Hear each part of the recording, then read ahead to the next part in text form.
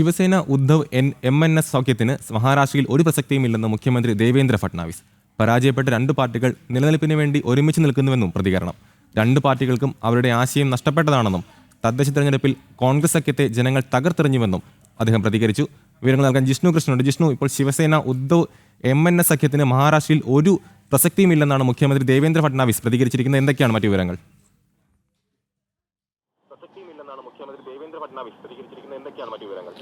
അമൽ, മഹാരാഷ്ട്രയിൽ നടന്ന തദ്ദേശ തെരഞ്ഞെടുപ്പിലേറ്റ ദയനീയമായ പരാജയത്തോടുകൂടിയാണ് കോൺഗ്രസും ശിവസേന ഉദ്ധവ് NCP ശരത് പവാർ വിഭാഗവും ഉൾപ്പെടുന്ന ഇന്ത്യ സഖ്യം മഹാരാഷ്ട്രയിലെ മഹാവികാസ് അഘാടി സഖ്യത്തിന്റെ നിലനിൽപ്പ് തന്നെ ഇല്ലാതായത്. ഭാവിയിൽ ഇനിയും കോൺഗ്രസിനൊപ്പം നിന്നാൽ അടിത്തറ തന്നെ തകരുമെന്ന് തിരിച്ചറിഞ്ഞതോടുകൂടിയാണ് ശിവസേന ഉദ്ധവ് വിഭാഗം ഇപ്പോൾ രാജ് താക്കറെയുടെ MNSുമായി ചേർന്ന് പുതിയ സഖ്യ രൂപീകരണത്തിന് പ്രഖ്യാപനം നടത്തിയിട്ടുള്ളത്. വരാനിരിക്കുന്ന മുംബൈ മുനിസിപ്പൽ കോർപ്പറേഷൻ തെരഞ്ഞെടുപ്പ് ഉൾപ്പെടെയും MNSുമായുള്ള സഖ്യത്തിൽ മത്സരിക്കുമെന്നുള്ളതാണ് ഉദ്ധവ് പ്രഖ്യാപിച്ചത്. ഈ സഖ്യ നീക്കത്തെയാണ് ഇപ്പോൾ മുഖ്യമന്ത്രി ദേവേന്ദ്ര ഫട്നാവിസ് വിമർശിച്ചിട്ടുള്ളത്.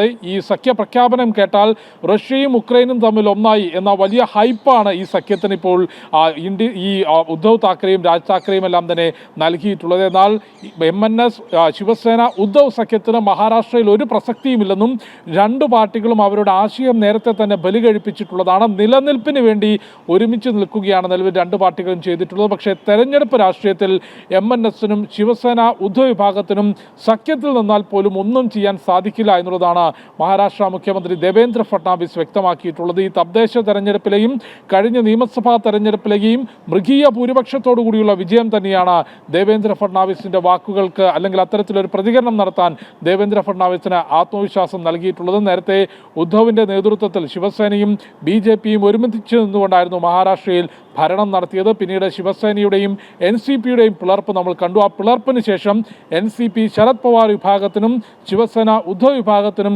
കനത്ത തിരിച്ചടിയാണ് മഹാരാഷ്ട്രയിലെ ജനങ്ങൾ നൽകിയിട്ടുള്ളത്. നിലവിൽ പുതിയ സഖ്യ നീക്കത്തിലേക്ക് എത്തുമ്പോൾ ശിവസേന ഉദ്ധവ് വിഭാഗവും MNSും ഒരുമിച്ചാൽ പോലും ആ സഖ്യത്തിന് മഹാരാഷ്ട്രയിൽ പ്രസക്തിയില്ല. ഒപ്പം കോൺഗ്രസ് അടുത്ത മുംബൈ മുനിസിപ്പൽ കോർപ്പറേഷൻ തെരഞ്ഞെടുപ്പിൽ ഒറ്റയ്ക്ക് മത്സരിക്കുമെന്ന പ്രഖ്യാപനമാണ് നടത്തിയിട്ടുള്ളത്. മഹാരാഷ്ട്രയെ സംബന്ധിച്ച് നിർണായകമായ തെരഞ്ഞെടുപ്പാണ് മുംബൈ മുനിസിപ്പൽ കോർപ്പറേഷൻ തെരഞ്ഞെടുപ്പുള്ളത്. ആ തെരഞ്ഞെടുപ്പിൻ്റെ പ്രചാരണത്തിലേക്ക് കടക്കുമ്പോഴാണ് മഹാരാഷ്ട്രയിലെ ഇന്ത്യ സഖ്യത്തിൻ്റെ സമവാക്യങ്ങൾ പൂർണ്ണമായും തച്ചുടച്ചുകൊണ്ട് നിലവിലെ തദ്ദേശ തെരഞ്ഞെടുപ്പിൻ്റെ ഫലം വന്നത്. ആ ഫലത്തിലേറ്റ കനത്ത തിരിച്ചടി, ദയനീയമായ പരാജയമാണ് ഇന്ത്യ സഖ്യത്തെ തകർക്കുകയും ഇപ്പോൾ ശിവസേന പുതിയ സഖ്യം രൂപീകരിക്കുകയും ചെയ്തത്.